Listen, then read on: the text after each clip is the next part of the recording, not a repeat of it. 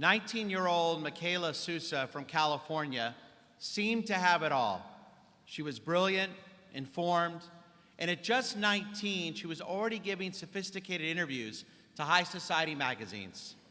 She established a very successful modeling career, partied at famous LA nightclubs, attended trendy art gallery openings in New York, doing it all while wearing the most expensive high-end designer clothing, always posting her never-ending once-in-a-lifetime adventures on her social media accounts with cleverly crafted captions.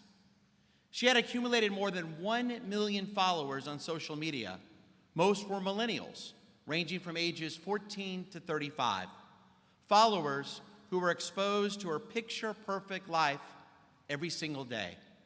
She was so perfect, she seemed almost too good to be true. And that is why a few months ago, she wrote in an Instagram post, "I'm not a human being. I'm actually a robot." Technically, she is a CGI, or a computer-generated image, created by a startup that specializes in artificial intelligence to be used by companies around the world to promote their high-end brands and products. What's even crazier is that since she revealed, or I should say, since her creators revealed, that she isn't an actual person, the number of young people following her has actually increased.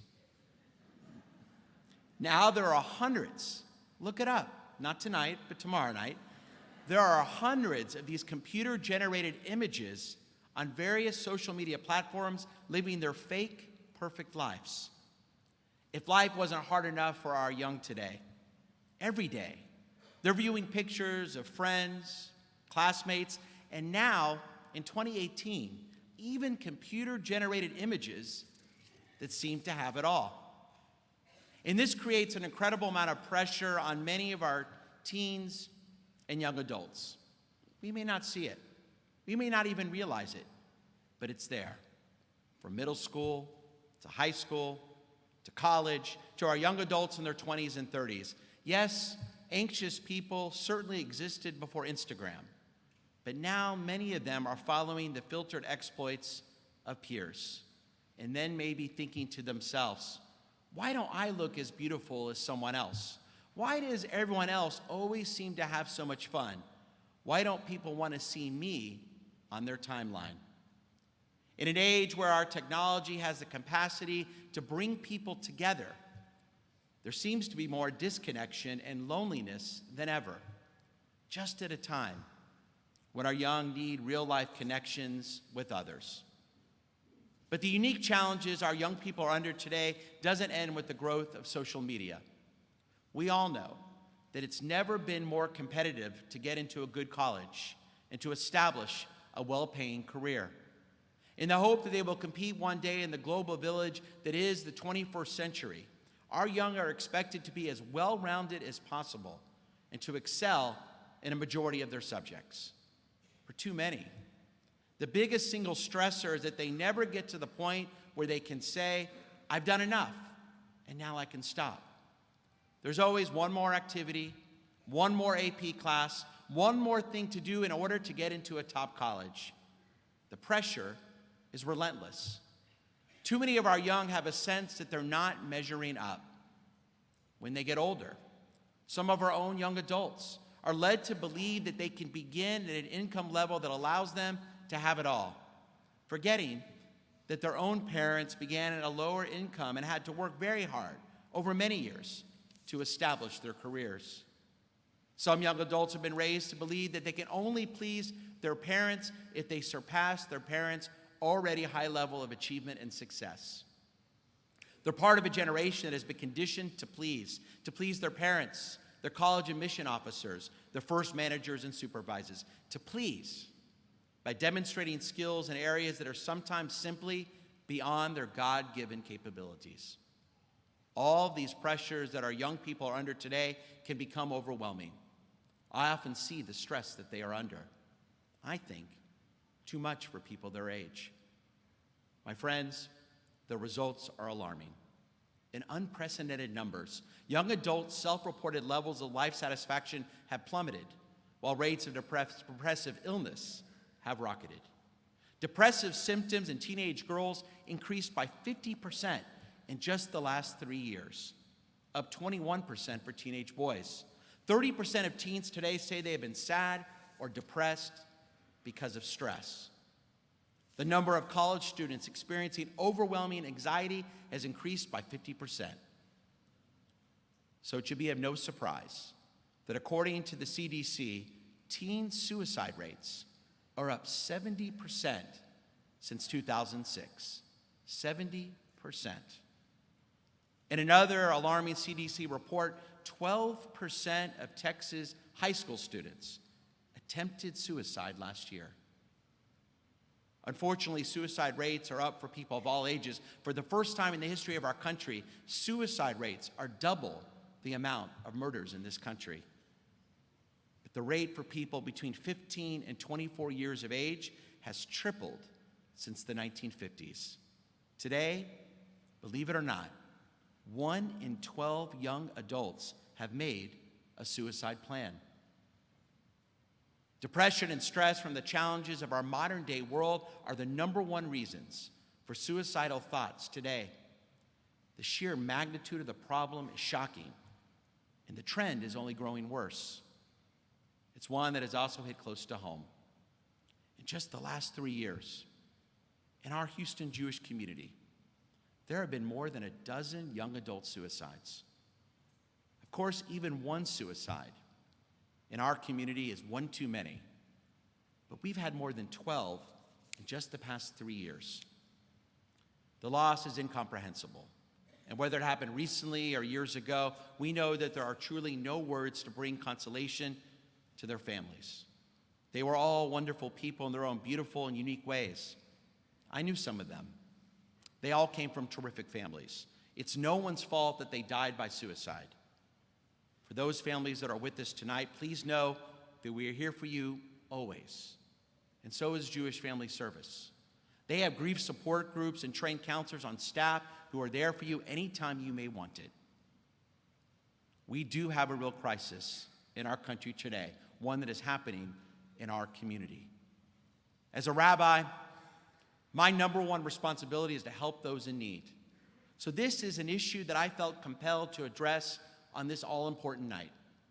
Raising awareness is the most important thing I can do in trying to help. By my words, even if I just help one person turn their life around, maybe even save a life, then it would have been more than worth it. So tonight I want to do something a little different. I want to speak directly to our precious young adults, our teens and those in their 20s and 30s that are with us. I want to give you some advice, guidance that may be more important than ever before, advice that perhaps we can all learn from, no matter our age. Over this past year, I finally read Viktor Frankl's Man's Search for Meaning. It's one of the most widely read books of all time, a book I recommend for all of us. Viktor Frankl was a widely respected Jewish psychiatrist who survived the concentration camps. In the camps, he used his God-given gifts to help others by dedicating himself to counseling. His counseling often worked by convincing hundreds of his fellow victims that no matter what the camp guards told them, their lives may not be finished. He gave them the will to live in the worst of circumstances. After the Holocaust, Frankl defined his life-saving work as logotherapy, a therapy that is based on the premise that our main motivation for living is our will to find meaning in life. Each of us, every single human being, has the freedom to find what that meaning is, even in the most difficult of circumstances. But Frankl insisted that the true meaning for our life's mission, come from outside the self. He would teach that the right question to ask ourselves, what does life want from me? Not, what do I want from life? Rather, what does life want from me? At the center of our core beliefs as Jews is the belief that there is an answer to this question for all of us, no matter who we are. We each have a unique mission on this earth that only we can fulfill. The great adventure that we call life is figuring out what that answer is, what our answer is. In the words of the Mishnah, there is no one who doesn't have their hour and no one who doesn't have their rightful place. Viktor Frankl's work has never been more relevant. Recently, a 25-year study was completed by the National Institute of Mental Health to assess happiness and what people felt most satisfied about. The study revealed that people who are the most satisfied with their lives were those who were living up to their own personal, unique, and distinctive possibilities. As it has been said many times, happiness is not about how much money you have. It's not about fame or popularity. Happiness is appreciating what you do and only you can do. Many of us who have been through those difficult young adult years now know the best way to be most satisfied with our lives is finding our unique purpose on this earth. That is why I want you, our young adults, to just live up to your promise. Just your promise. And here's the beauty of it all. In fulfilling your God-given mission, you don't have to be perfect. No matter what you may think, no matter what you may see on your phones, because no one is, no one can be. I know of a young man who grew up in the 1980s. As a ninth grader, he was not supported by a large group of friends. He had no real interests or passions, was not really good at anything at his large public high school, and he was lost, looking for some type of direction. Life wasn't easy. That young man was me. And we all know someone like that, like I was. So how did I wind up here on this pulpit as one of your rabbis? A friend encouraged me to go to a BBYO event. It was there that I learned I simply could be my imperfect self. And there I began to find a purpose I believed in that gave me the strength to become the person I am today, to become a rabbi. It was in BBYO and later in Hillel at the University of Texas that I began to appreciate the talents God did give me, instead of criticizing myself for what I could not do. As I began to learn more about our tradition, I quickly realized that many of our biblical ancestors were also far from perfect. Abraham almost sacrificed his son Isaac and later banished his son Ishmael. Jacob was a deceiver. Moses was an absent father. King David, I don't even know where to start. There's a reason God gave us a Hebrew Bible that is so full of flawed personalities. It's not just in our tradition. Failures and shortcomings occur time and again throughout history. Abraham Lincoln suffered from depression. JFK had numerous extramarital affairs. Babe Ruth held records for strikeouts as a hitter. And for many years, he was known as the king of strikeouts. J.J. Watt? Well, actually, J.J. Watt is perfect. He's the one exception. But for everyone else, we're all imperfect, and that's okay. We are limited, fallible, vulnerable, but still worthy of love. We can fail, but we still belong. God loves us and believes in us despite and sometimes because of our imperfections. Our weaknesses make us human. Our imperfections can teach us that we can ask for help, and when necessary, we can also be forgiven, especially on a night like this one. We will pray for teshuvah many times over the next 24 hours. Teshuvah can be translated as repentance, but it's also about returning to our true selves. That's the hope of this holiest of all days for us as Jews. Through more fasting, more prayer, and more reflection than any other day of the year, the goal is that we can find and return to our inner God-given cores that are far from perfect, but are still exceptional, are still precious, and are still invaluable. This realization allowed me to appreciate even the more the blessings God did give me, even though I was, still am, and will always be very far from being perfect. If you ever heard me try to sing, you know exactly what I'm talking about. And that's more than okay. As the Kotzker Rebbe once said, perfection is the enemy of the good. I think about that quote a lot. if you try to be perfect, or if you think you are perfect, then it's very hard to be good. To all of our young adults, if you don't feel so great right now about your career or your financial situation, or if you're still in school and you're not succeeding in all your classes, or if you're not the prettiest, the most athletic, or the most popular, I certainly wasn't either. But you know what I've learned? It doesn't matter at all. You can still bring your own original perspective, insights, and talents to life in a combination that no one on this planet can produce. I know your families would agree with me. Each one of you can add something irreplaceable to the world. If you think you're just too different than everyone else, don't let that get you down. Instead, embrace what makes you unique. Ben Platt recognized this value in his acceptance speech at the Tony Awards for winning Best Actor for his role in Dear Evan Hansen. I love what he said. Don't waste any time trying to be anyone but yourself, because the things that make you strange are the things that make you powerful. No matter where you are in your life right now, or no matter how bad life may seem at the moment, I experienced firsthand, and as Viktor Frankl reminded us, you can still make a positive difference in this world. Don't ever lose hope, because it's a fact. God created you for a reason. Unfortunately, too many of the images that come from Hollywood and advertising and on your social media feeds will tell you if you don't have the perfect abilities, if you don't have the perfect look, if you don't have the perfect body, then you're close to worthless, and you'll never be happy. You'll often see these messages that you can only be happy if you have it all and can do it all. Please don't ever believe any of this. Instead, keep in mind, the people who you want to surround yourself with, the true friends that you will make, the spouse you will choose one day, they will love you for exactly who you are. If they don't, then they're not the right person for you. And don't choose a career just because you can make a lot of money doing it, or just because it is one that you think will impress others. Choose a career that best suits you.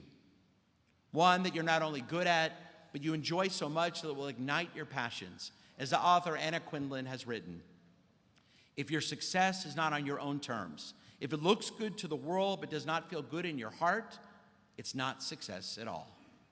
Again, be yourself. The Torah commands us, lo tishtachaveh lahem. Don't worship false gods. Don't ever worship the false gods of perfection.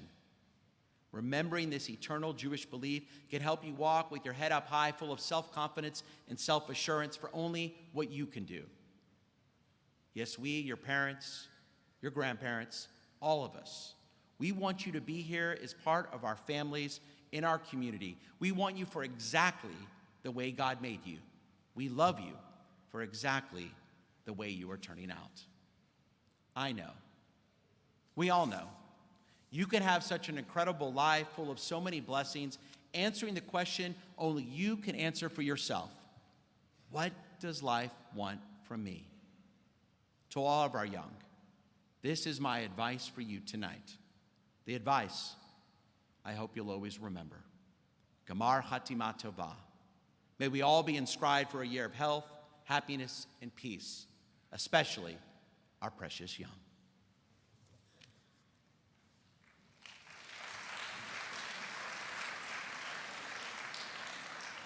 Now, I want everyone who feels they need it to leave with something tonight. In my sermon, I focused on young adults, but unfortunately, suicide rates are near record levels in our country today, with increases seen across age, gender, race, and ethnicity.